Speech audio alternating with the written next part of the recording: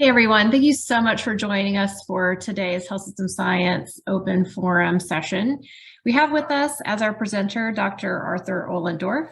He's the Associate Dean for Graduate Medical Education and a professor with Health System Science or Health Systems and Implementation Science and OBGYN at VTC-SOM. He's also the designated institutional official with Curling Clinic. Dr. Ohlendorf, thank you so much for being here. I'm going to go ahead and turn the session over to you. Awesome. Well, thanks. And thanks for inviting me. And I'll do the most difficult part of this is trying to share my screen on a different platform that you can actually see things. So let's see if this works.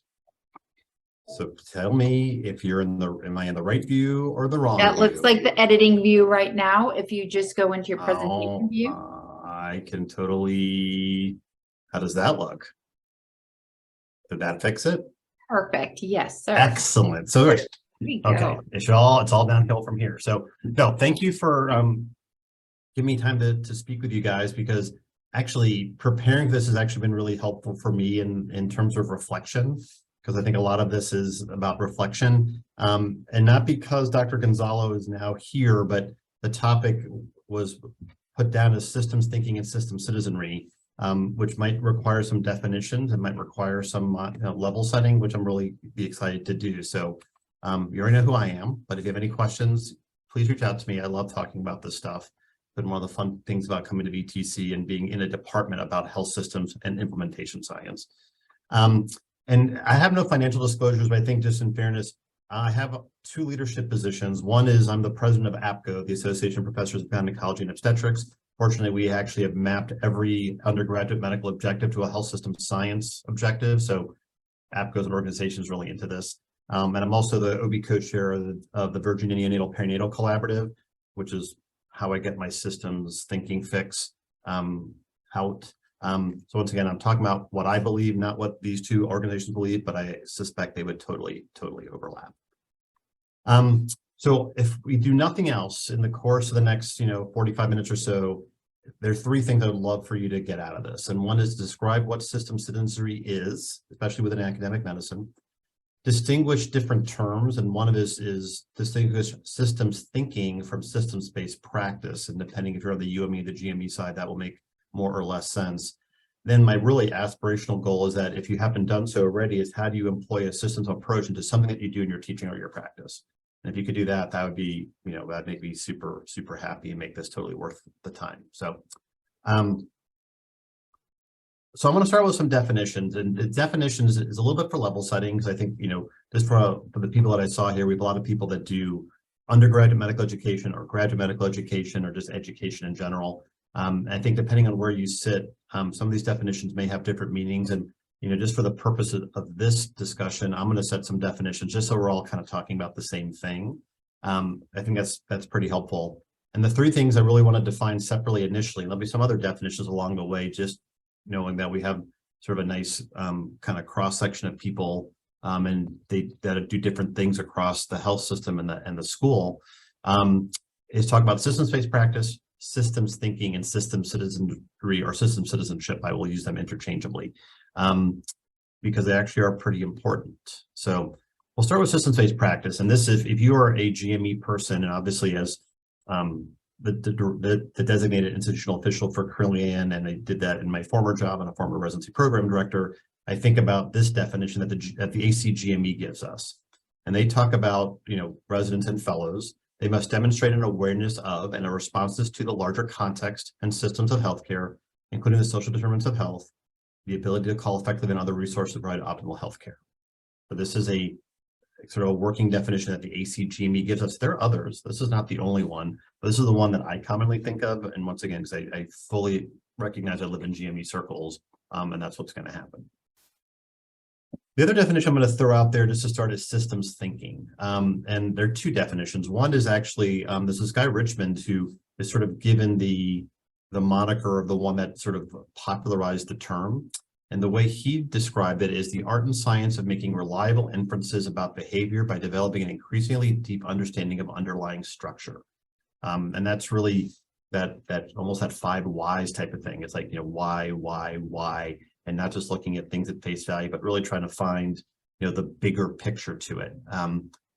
The other definition I really kind of like is actually I found it on Wikipedia. So, it's hard to denote it. It's not the most academically way to do it, but it actually makes a lot of sense to me. It's a way of making sense of the complexity of the world by looking at it in terms of wholes and relationships rather than by splitting it down into its parts. It's sort of that big global way of looking at things. And when I think of systems thinking that way, it really kind of helps me think like, am I getting too narrowly focused? Am I not looking at the bigger picture? And how's that bigger picture really do? And, it seems like the 5 whys would be kind of antithetical to that, but they actually, the deeper you go, sometimes the broader you get, and that's actually not a bad thing. Lastly, we'll define system citizenship, and unfortunately, someone named Gonzalo is the one who coined this term. I wouldn't say unfortunately, but we all know Gonzalo, and this is from pretty well-cited piece, but you're talking about approaching everyday care by seeking the work through a systems thinking lens and taking a proactive approach to system errors. It also involves recognizing how one's way of approaching gaps in care is an obligatory part of their professional identity, a state we refer to as being a system citizen. Obviously, the things in red, the proactive and obligatory, are things that I'm highlighting out of this quote, as well as the whole idea of systems errors, because I really think most errors are system errors and not individual errors. And we'll talk to more how I got to that conclusion over the course of the talk. But I think this is sort of a very different approach to the way how we've traditionally thought about things. I think an increasingly important one. So as I got these definitions together to help kind of guide this talk, it kind of gave me a rubric of how to think about it. And the rubric that I kind of came up with is this conceptual model that I did share with Dr. Gonzalo, and he didn't disagree with it. So that I take that as a win. But systems-based practice really, to me, is an assessment. And I sat on the milestones committee. I mean, I'll say for practice-based learning and improvement, but also the OB milestones 2.0 for OB. And a lot of this, when we're talking about this, there really are assessments. So I think of systems-based practice as an assessment. I think systems thinking is a fundamental skill. I think, it can be taught. It definitely can be fostered. So that's how I think about it. And I really think of system citizenship or system citizenry as an identity. And identities, come about from lots of different things. And how that develops over time is actually quite fascinating and something we can definitely have great conversation about, because there's a lot of opportunity and a lot of great opportunity that's already happening here, both at PTC and currently and around that. So from this conceptual model, I actually came up with sort of 3 questions I think I would like to answer together, and hopefully have some dialogue. So if people have questions or rebuttal, I'm totally open to that. So share that in the chat or any other way you want to do it. But as an educator, who's also very much into health system science, there are really 3 questions I have. I mean, I have more, but these are 3 that I've been thinking about a lot lately. So one is, does systems-based practice as an assessment accurately measure the skills or behaviors we seek in our learners? And I might be a little bit more focused on GME when I ask that question, because that is one that we're asked to do consistently every 6 months, actually, of all of our learners. The other question is, how should we teach the skills of system thinking? And then lastly, how can we make system citizenry a core component of professional identity formation? And that might be a lot more lofty than some of the other questions we might have. So let's start with this first one first. Does systems-based practice as an assessment, and taking that as sort of as my definition of course, does that really measure the skills that we're looking for in our learners? So once again, we'll do a little more level setting for those who may not live in the GME world like I do. So one is competency-based medical education, or CBME. CBME is an outcomes-based approach to the design, implementation, assessment, evaluation of a medical education program using an organized framework of competencies. So it's not based on being there for a certain period of time. It's really about, if we can define the necessary skills, attitudes, and then we can measure them, that's how we want to show, sort of progression through the system. That very much linked with something called a milestone. So a milestone in the GME context, once again, and I'll quote, this is from Laura Edgar, who's run all the milestone committees for the last 9 or 10 years with the ACGME. She will call this a professional development tool with a focus on the competencies required of residents and fellows and ensuring they match societal and patients' needs in a variety of critical ways. And this was actually very sort of shocking for people. Like, we're just not looking at how smart they are. We're just not looking at about how well they do surgery. Like, there's more that we should look at other than those 2 type of things. And as we talk more about the competencies that have become really ubiquitous. When I was a program director, when they first came up with the competencies and the milestones, this was like, whoa, this is weird. I think we've gotten a little bit better since then that like, hey, this is really important. Because I look at education as, especially medical education, as a social contract. This becomes a really important part of that. The thing about a milestone, it's a snapshot. Okay, it's a snapshot of the overall skills needed to allow that continuous growth and monitoring and quality improvement in GME. So once again, you can have competency in a milestone, and then you can fall backwards. It's where you are in that moment. And it's not ever supposed to be comprehensive. So the people who don't like the milestones in general are saying, well, there's so many more things that are important to be a physician. Agreed. We just can, we choose different things. And, I will use a terrible movie reference. If you've ever seen the movie Dodgeball, if you can dodge a wrench, you can dodge a dodgeball. When we talk about this in the OB milestones, for example, we can say, if you can do a really hard cesarean section, you can probably do a really hard laparotomy, right? They're very similar. So you don't have to measure each different surgical skill. You just have to say, what is really difficult and what can then be sort of used to imply that you have other skills and abilities. And the other thing about the milestones is they are not the assessment tool. They're actually the summative evaluation of what has came from other sources. And that's been a huge problem in medical education, that we actually use the milestones to assess the milestones, where that's actually not the point. Why is that not the point? It's not the point because of the core competencies. So these are the 6 core competencies. I hope they're familiar to most of you. Medical knowledge, patient care, interpersonal communication skills, professionalism, systems-based practice, practice-based learning, and improvement. This list is helpful to put up there for number one, just once again, for level setting. Secondly, because we all love acronyms and initials, so you can see what acronyms and initials we've chose for these. An acknowledgement that the systems-based practice and the practice-based learning and improvement, especially in a health system science context, has an incredible amount of overlap. And very interesting, when they did what we call the harmonized milestones, which are the ones in red, this is where the ACGME realizes that a lot of these are not very specialty specific. There are some specialty specific issues in these, but in general, we should have some general things that we're looking at in all residents and fellows. And these harmonized milestones exist for that reason. I served on the PBLI milestones committee. Systems-based practice met first, and they got to define what they wanted to do first. And then we took what was left over. And the ultimate part of that is practice-based learning and improvement became 2 what we call streams or sub-competencies: evidence-based practice and reflective practice. That's what we took from PBLI, and everything else that might seem like an overlap kind of fell into SBP. So how do GME programs assess SBP? And I would probably just basically say it's all over the board. Number one, they look at many different number of sub-competencies. So in average, if you look at all the different specialties in residency and fellowship, the median number of systems-based practice sub-competencies are 4. Hand surgery and congenital cardiac surgery only have 1, and interventional radiology has 10. So it's kind of interesting, like everyone has a different approach. I can tell you for OB has taken the harmonized milestones, and a lot of those previous ones are pre-harmonized milestones because the harmonizations happen over the last 1 to 3 years. These are the brand new OB milestones that just came out in July. And we use the harmonized milestones in patient safety, quality improvement, coordination of care, transitions of care, community and population health, and physicians' role in the healthcare system. And this pretty much mimics a health system science overall rubric. But it does differ, and it can differ. And we actually did not take the exact wording that the harmonized milestones did, because we kind of focused it towards women's health.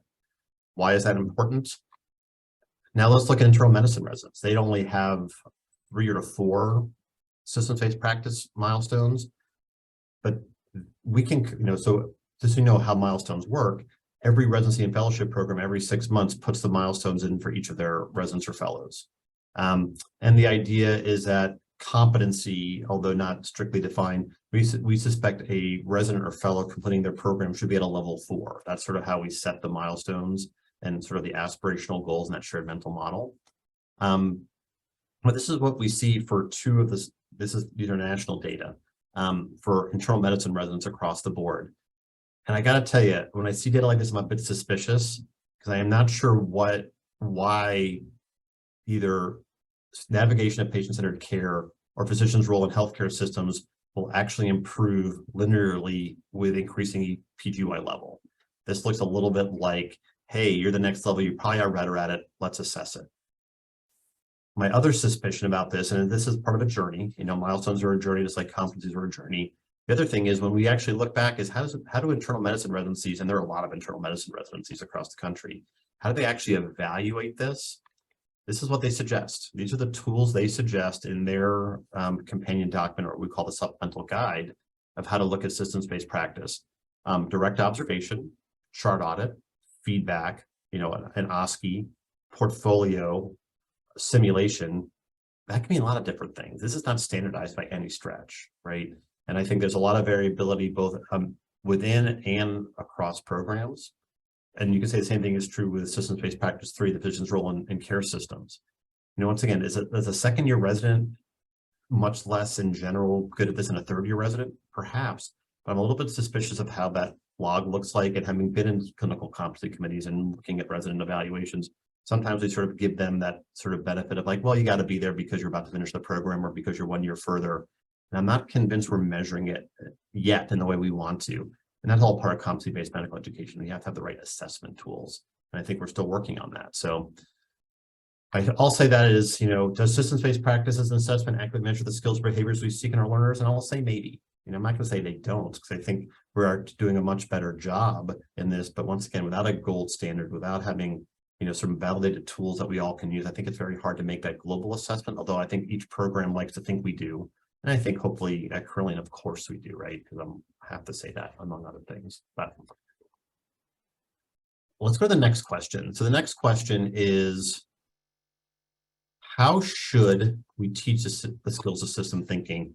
And with your permission, I'm going to go on a little bit of a tangent here. And this is a tangent I was suggested to go on because one thing I was asked in this talk is like, how did you become a systems thinker? And that gave me some time to reflect. So this is a very rough timeline of my journey as a systems thinker before the term systems, health system science was actually coined or used to any degree, but my career has sort of fallen that way because I think it's my general interest. So the story might seem familiar to those of you who, grew up in a certain time where things were not as formal, but I'll talk about a couple things really big. So like kind of high level, I'm not going to go through each of these things, but there are a couple of really interesting parts of this for me. So number one, I came through health system science and systems thinking through evidence-based practice. And that was, for me, was when I was a third-year resident, fourth-year resident, my program director at that time, Sharon Dooley, was very much into this. Like she felt like this was the way to approach things.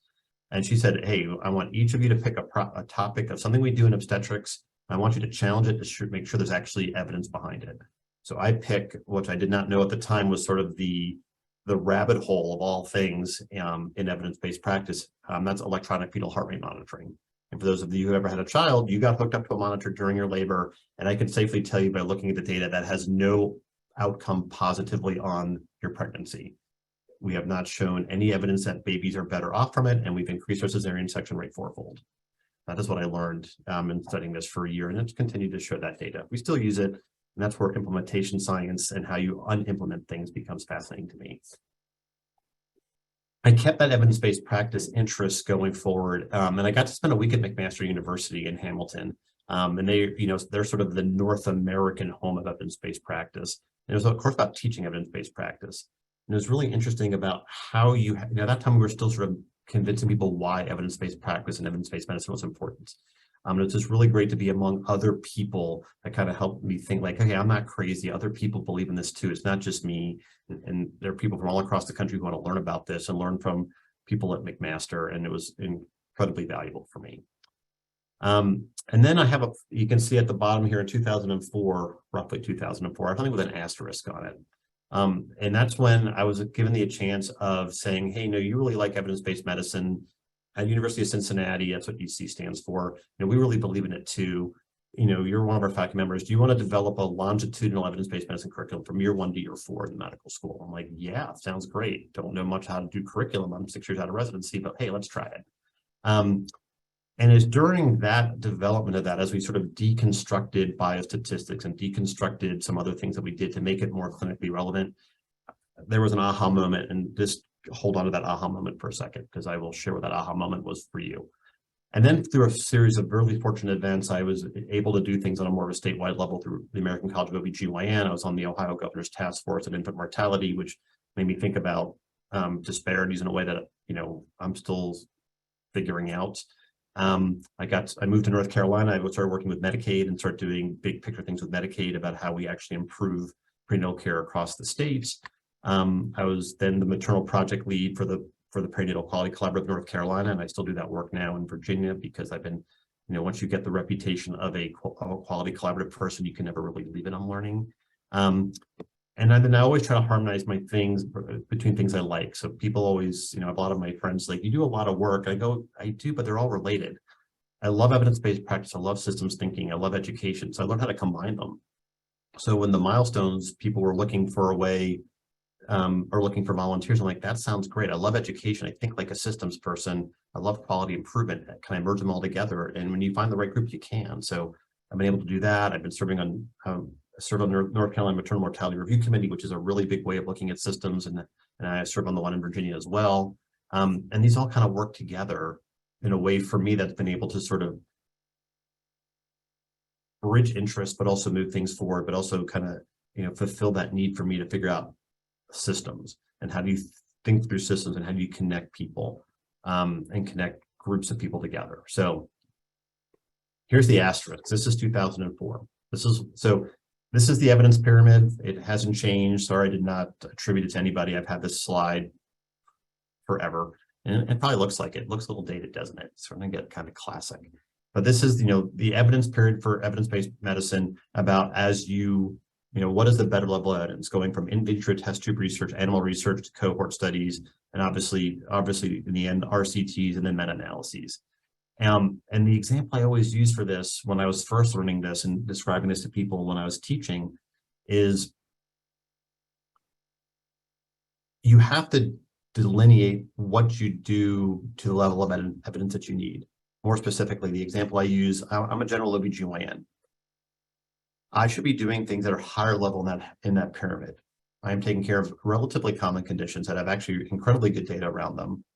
And I don't have a lot of reason to start deviating from that. Obviously with patient preference and my definition of evidence-based practice is the best clinical evidence using the experience of the provider that meets the needs and desires of the patient. So there are a lot of things. It's actually a challenging thing. But I use my friend Dina, who is my lab partner in medical school, who's a human geneticist at National Children's and is dealing with things that I've only been seeing once or twice ever in the history of medicine. She lives in Ideals editorials and opinions and case reports, and she should, right? But as I thought about that more and I was doing more systems type practice, I realized that if you look at the evidence pyramid a different way, when you have higher quality evidence, you have to apply that to a larger number of people. It becomes far more valuable and far more impactful when you do that. And this also kind of helps me realizing that if you look at the Cochrane database, and the Cochrane database, their logo is an odds ratio diagram showing over time the value of a certain intervention that wasn't used. That was actually giving antenatal corticosteroids to women at high risk for preterm delivery, right? That took forever for us to do because we didn't realize that, you know, we need to push this out to the system. It wasn't just like, hey, I'd actually know this is good for you. We got to like tell people, we got to get out on the mountaintops, make sure it gets done. So when I realized this, that's when I really became a systems thinker. I realized like, hey, I can take the best evidence, and the better the evidence is, the more applicable it is to wider populations, we better get that going. So that was sort of my aha moment, and it all kind of went from there. So thanks for that interlude and that opportunity for me to reflect. But when I think about systems thinking, I also realize this is not new, okay? So my wife's a family physician, and family medicine has long, and I'm saying mid-20th century, probably even longer than that. They always said you can't understand the patient without knowing their situation at home, right? That's a systems thinking approach. It's not about the patient. It's like public health. Public health very much realizes that 3 to 5% of a patient's outcome is what happens in the doctor's office. It's everything else that drives it. That's systems thinking, right? Just culture. You know, I used to be a peer review chair at a hospital and we use Just Culture.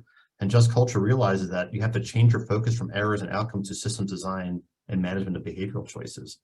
People don't come to work trying to do a bad job. They're sometimes in situations and systems that allow them to do the wrong thing. You have to change that so they will do the right thing and make it more easy to do the right thing. And that's a lot of the implementation world that I'm beginning to dive into. And then the CLEAR program, and yes, we're having a CLEAR visit with the ACGME a week from today. So it's very fortunate we're having this discussion.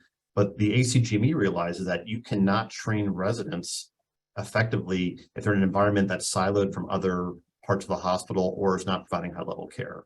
So they recognize that even in the education realm, you have to say, hey, you can have the greatest teachers and the greatest physicians, but they're in a place where you're not communicating and things are crazy and, there's not good, psychological safety, nothing's going to get done.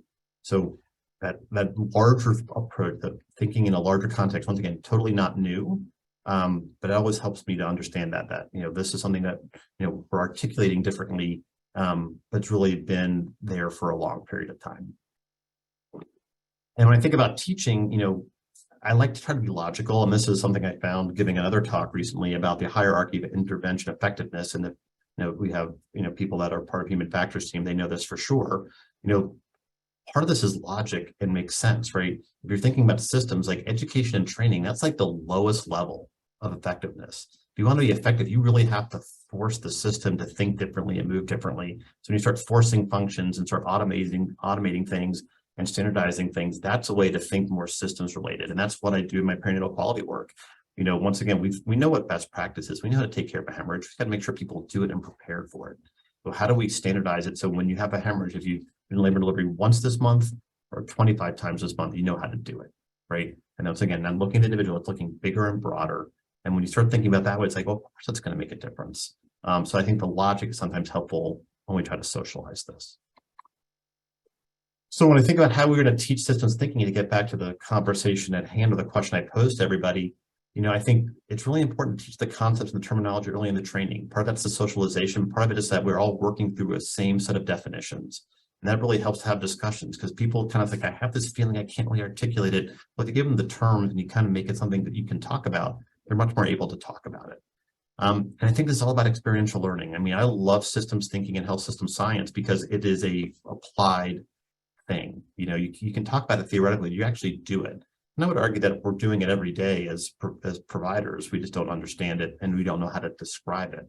But I think, simple things, M&M conference, if you change your morbidity mortality conference from an individual error focus to more of a systems focus, you will develop systems thinkers. They will no longer think, oh, when we had that patient who came in and didn't get their TPA in time, it's because, I didn't put the order in. It's like, okay, well, why didn't you have a system when, hey, here's someone that's coming in with a STEMI, it automatically happens once you activate the chain of command.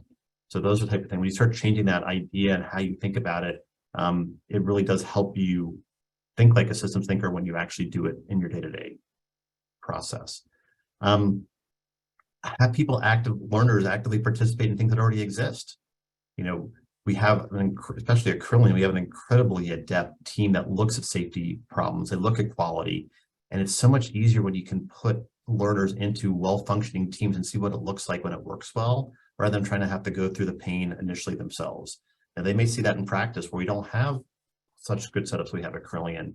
But I think when you're trying to teach learners, you want to put them in the best possible environment. And when you have these really good teams that are out there that are experts in this and have human factors teams and patient safety teams looking at this, get learners involved in that, make it part of what they do every day. And then once again, it becomes much easier for them to do it continuously in practice wherever they wind up going. And then advocacy plays a big role in this as well, because when you start seeing things that are important, you want them to advocate for it. So how they can be part of advocacy, I'm not talking about legislative advocacy, I'm talking about being a voice of what they believe, both at a community level or at a state level. That really kind of helps reinforce that education, especially when it comes around things that really do drive care, be it around disparities, be it around, you pick your favorite topic.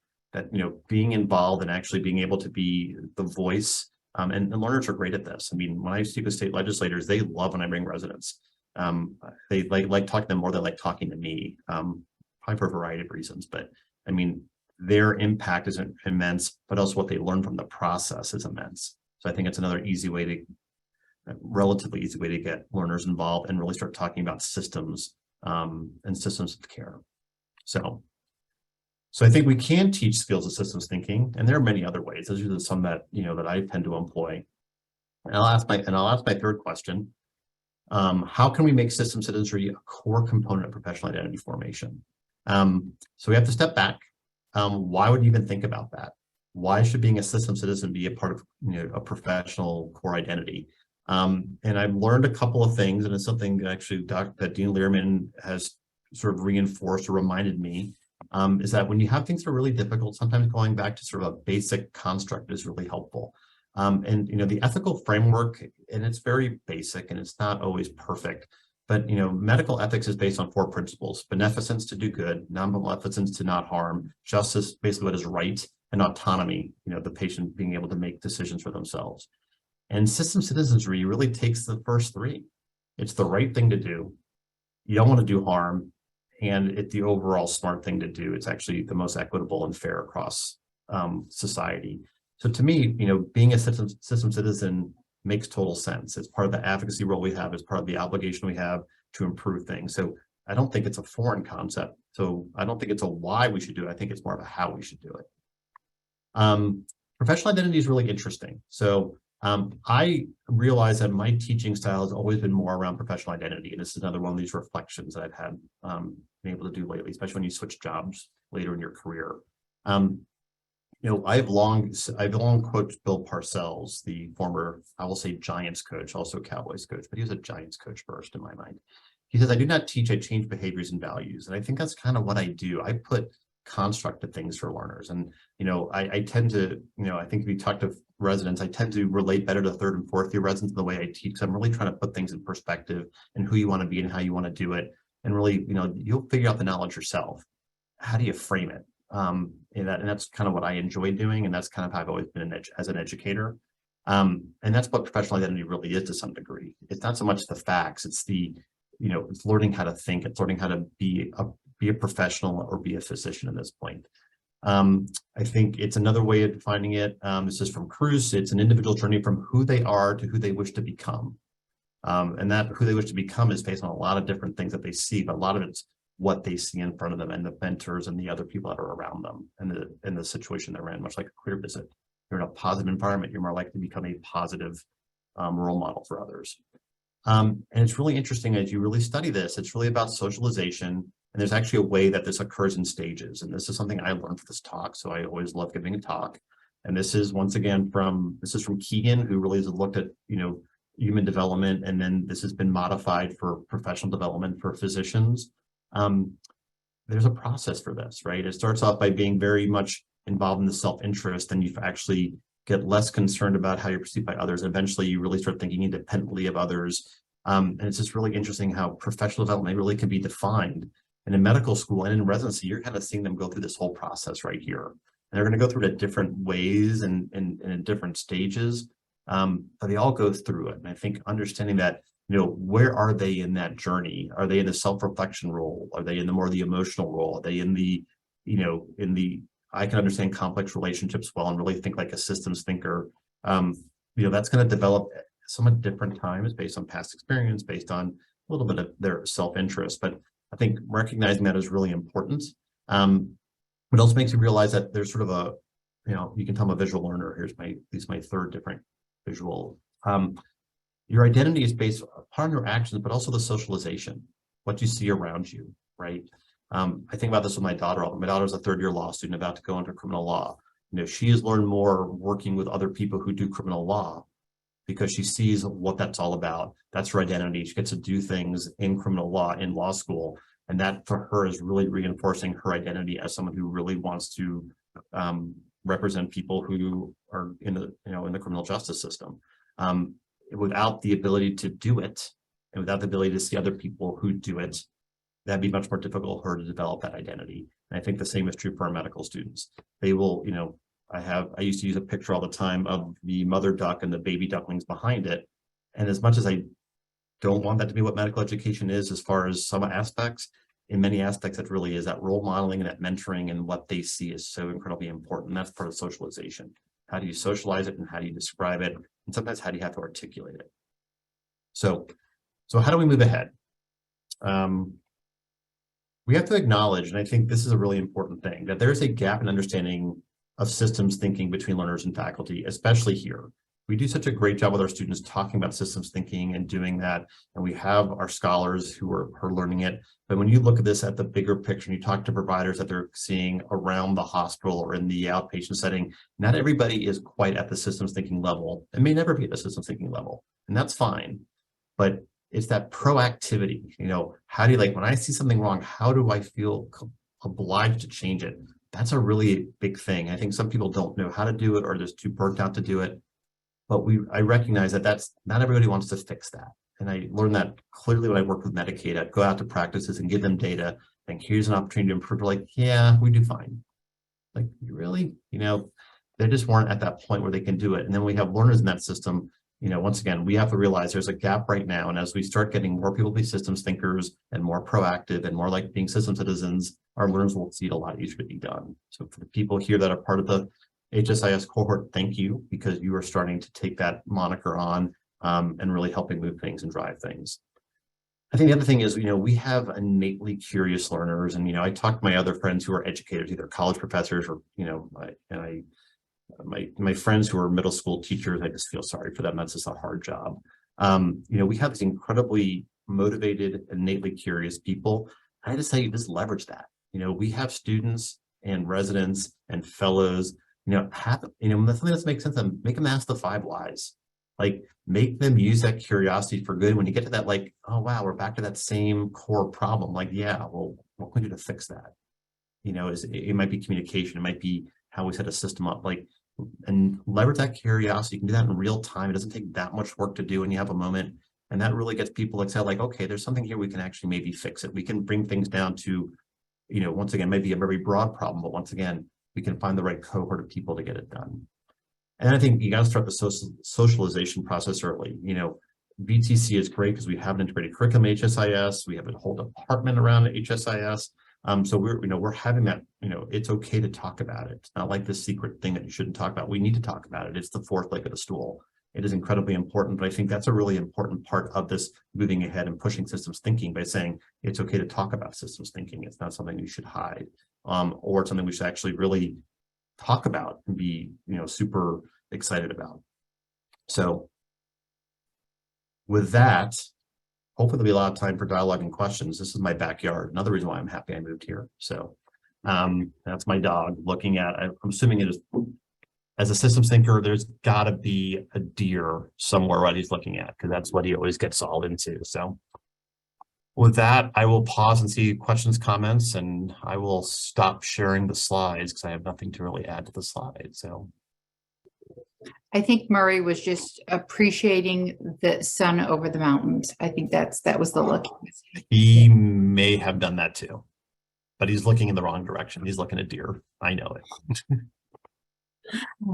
Thoughts, questions, comments. This was a great overview. Thank you so much. I love how you emphasize the real practical elements of health system science and systems citizenry. It's a hard word. It's a hard word. Thoughts? Dr. Ohlendorf, I have a question for you. So towards the end of your talk, you mentioned being proactive as a systems thinker, a systems citizen, and being proactive in your approach to system errors.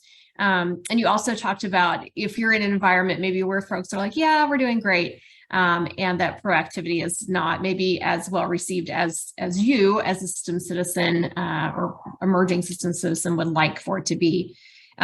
What would you say to encourage someone who finds themselves in that place to continue making that effort and pushing that forward? Yeah, I mean, I think the simplest thing is, the easy thing to do is first report it. If you see something that doesn't make sense, once again, it's not always your obligation in that moment to fix it, right? But if you never mention it to somebody else, you can't get people working together to try to fix it. So the simplest thing is this, admit there's something that needs to be done. I see something, I don't like it. We have, call 7SAFE, do Safe Watch. I mean, that's a simple part of it. I think a lot of it also is, as learners, it's hard, right? And there's so many other things you want to do, and everything. Obviously, I will tell you, I think quality improvement in health system science and taking care of women is the most important thing in the world. But there are other really important things too, and students get caught in that. It's not what It's what's important and what's doable at the time. So I think a lot of it is saying, hey, you can have this identity and maybe you can't do something right now, but don't get discouraged. Keep thinking about how you can provide a little bit of help, because in aggregate, everyone helps make the mission better. And that's what system thinking is a lot about. Everyone has something to offer. It's not the one person who's going to bring us to the end of this. It's going to be a lot of people working together. And where's your role? What role can you play in that at the moment? Because that moment changes and your ability to do things change, especially when you're going through training.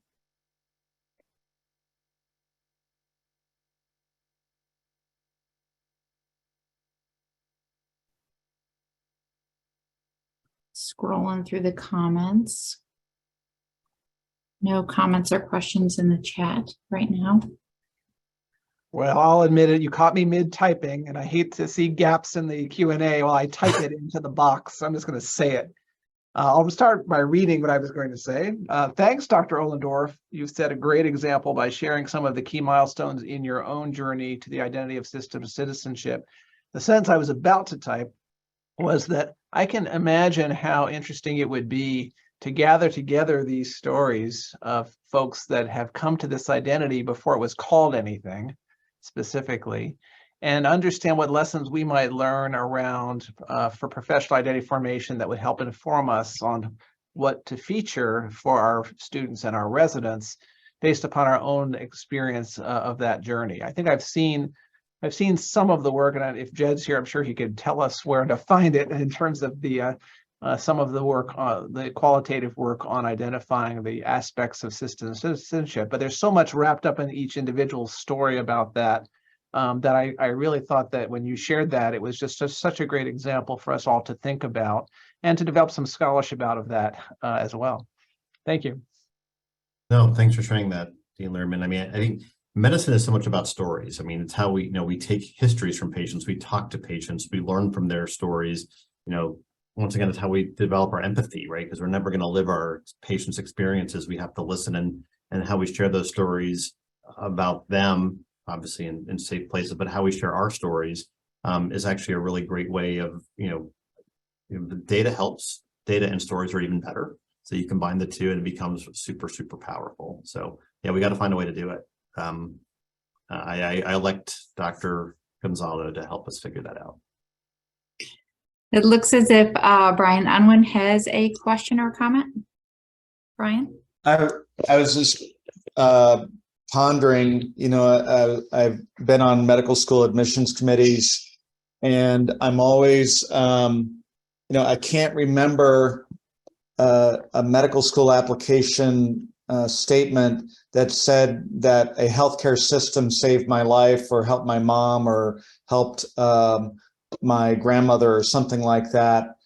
And it's always about the individual actions of the doctor, the journey of the patient. And I was just wondering regarding pondering more than anything else, how do we get our earliest learners to recognize that it's not the individual action that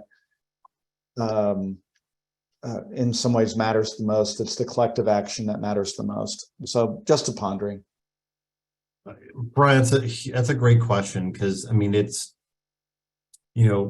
I gave a talk about patient safety and quality. I was looking through some old talks. This is an old one. This is a Cincinnati original.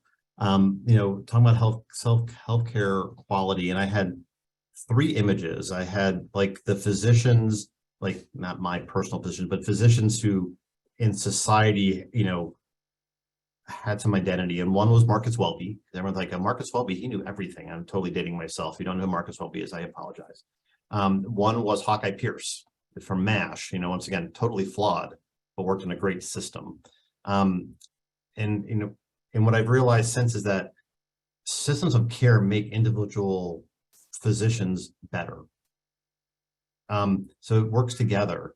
And it sort of also goes something that you're kind of hinting to, Brian, at least from what I'm hearing, is that it's the opposite of, like, when we look at system errors or individual errors, like how do you allocate blame when something happens in a team, right? Say you have a bad outcome in a team. Well, you want to look at it, and we're so used to looking at, well, where is it in the individual? That's the wrong question, right? We always want to attribute. You know, how do we attribute success? Well, it's a team success. Well, we have to celebrate the success for everybody. I think you're asking like that opposite question, right? How do we kind of explain people like, yes, the success and the failure of the individual and the patient. Yeah, the patient can't think of a system, right? The patient thinks of the people who they see. We have to then kind of, with our learners, so say, okay, this is what the patient sees, but here's everything behind that, right? It's like, you know, going to a Broadway show, you know, you go to a Broadway show, you see the actors on stage, you might hear the orchestra, but there's so much happening in the background to make that play amazing. And you don't know it until you see it. Our residents get to see that. Our learners get to see that. The patients don't always get to see that, and that's okay. But then we have to use our ability to tell stories to put that in context and perspective. And it's hard. It's one more thing to do, but I think it's a really important thing to do. Totally biased, of course. Looks as if Natalie Karp attached two articles in the chat. Natalie, do you want to say anything about those articles? No, I just want to share them because they fit with the sort of literature request, and so folks might find them interesting. In the one sort of centered on GME and one centered on UME. Awesome, thank you. So you'll just double click on those if you want to access them, and then they'll download, and then you can access them from there. Thank you for sharing those. Baba, you have a question? You have your hand raised. I actually did not have a question. I just had another comment. Okay. I wanted to share the same thing that Dr. Ollendorf said, and that's it's so important that stories with individuals are defining, but yet at the same time, systems are, you know, the ones that have the large impact. And if we don't understand that, it's always going to repeat itself, right? And I remember when I was looking at residencies, the one I chose was the one that was led by a guy who was from the Mayo Clinic. He was MD, PhD. And I said, you know, hey, you know, what's going to make this better than going to, you know, another institution? And he said, the reason Mayo does so well is because the systems are in place, and that they recognize that early on. Everybody there at Mayo is vested, whether it's the environmental services staff, or whether it's the nursing staff, or whether it's the education, or whether it's, you know, the physicians or the teams or the pharmacists. He said, if you work at Mayo, you can't fail. Everybody's going to stop you along the way and say, this is a knucklehead thing to do. And he said, if you don't do that, then you're going to have to invest in learning systems and building systems. So I just wanted to share that story.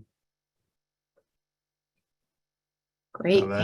That's great. Yeah, that makes total sense. I mean, and, you know, obviously they're further in that journey. And sometimes, you know, it comes at the expense of thinking it's very rigid, but sometimes that rigidity actually leads to some benefit. I think it's learning to see both sides of that, which is really nice to see. In the chat, Sherry Hartman says, who's analyzing whether medical care delivery is amenable to this broader systems of care approach? I feel like I need a little more context or focus that question if that could be provided. Dr. Hartman, if you want to unmute yourself, you have the ability to do so. Yeah, I'm in psychiatry, and I was able to push forward a model here that's comprehensive integrated care. And I feel like we're able in that kind of model to use the systems of care approach and consider social determinants. And we get all persons on the team to consider a broader perspective. But it was a push to get this in place and to convince the powers that be that this was cost effective.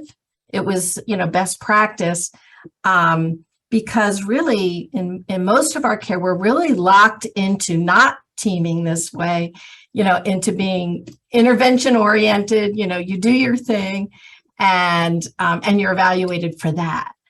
And I just wonder if is there a field in medicine really devoted to looking at how we reinvent medical care system delivery so that it's more aligned, you know, with the systems of care approach? Yeah, I mean, thank you for clarifying that, because that actually helped me a lot. I mean, I think there are groups like the IHI who that's their national agenda. How do they push those conversations about how do we look at systems and how do we look at, measurements is a double-edged sword, right? I think, measurement's great and you have to measure to improve. It's very easy to get focused on any one measure to be sort of that, that answer when there's really no one measure. I think the other thing you have to realize is that you don't have to prove superiority. You have to prove that it's at least as good, because it's at least as good and there's logic behind it, then it's probably better, because evidence-based practice is, once again, it's the best evidence you have with all these other things. If the evidence is the same, then you use, the aggregate, provider wisdom and what patients enjoy, then that actually makes a lot of sense. But trying to prove outcomes is really hard, right? We've been doing this in OB for a while. I worked in North Carolina. We've been training for social determinants in North Carolina since 2012. And then we started doing directed care management based on what social determinants that we saw. We actually realized some social determinants are better, respond better to care management as an intervention. Like if you were a smoker, yeah, that's a social determinant of health, but care management didn't help that. But if you were homeless or you had food insecurity, care management did really well at improving outcomes, meaning preterm birth cesarean section rate, things like that. So I think a lot of it's just, looking at data, but looking at it openly, but also realizing it's complicated and it may not be direct, it may be more indirect. But I think that's the frustrating part. And I think, we're still in that very awkward stage where we're going from fee for service to fee for value. And I think once we get into more global care, I tell a lot of people, I love the time I was the chief of GYN at the Cincinnati VA for 10 years. And the VA understands systems of care because they take care of these veterans for their life. They will make investments that are short-term expensive, but they're long-term benefit. And they were the easiest people to deal with, especially around women, because they were still learning, like, what are these women that are in the VA? But they were actually very trusting at the time. And they were able to do really good things because they were able to look much broader. They weren't looking at a short-term outcome. They were looking at something more long-term. And that's sometimes a hard thing, to measure, because you have to actually keep track of people, but also, what's the motivation of the organization to look at that? They no longer my patient or no longer in my health insurance system. So yes, our people are looking at it, but I think it's also a challenge to look at. And I just know from the obstetric perspective, but it's probably happening a lot of other places. I just don't know. Rebecca Polly typed in the chat, it might be fun to compare the medical student applicant personal statements with those of fourth year students applying for residency. Do they mention systems more? In which case? Ooh, that would be a very interesting question. Yeah, there's a danger in that, Rebecca. I'm not, I had a program director who suggested that she would read their personal statements at graduation, and that did not go over very well. So you'd have to do that in a very safe space because, but I'd be curious. I mean, I think, do they see, do they see, but also can they articulate it, right? And I think, this also might be a good survey tool too. Like you survey people and their thoughts and attitudes when they first come in, and then be able to do it later. Is there a way of measurable change in systems thinking that when you actually ask them, because they may not be able to articulate in quite the same way, or they may not need to in a personal statement. You'd hope they would, but that may not be what the applicable thing is. And personal statements are all over the board too, as we all know. It's a great idea. Someone should have the bravery to do that one. I like it. I like it. Anybody else? Any other thoughts or questions? Concerns?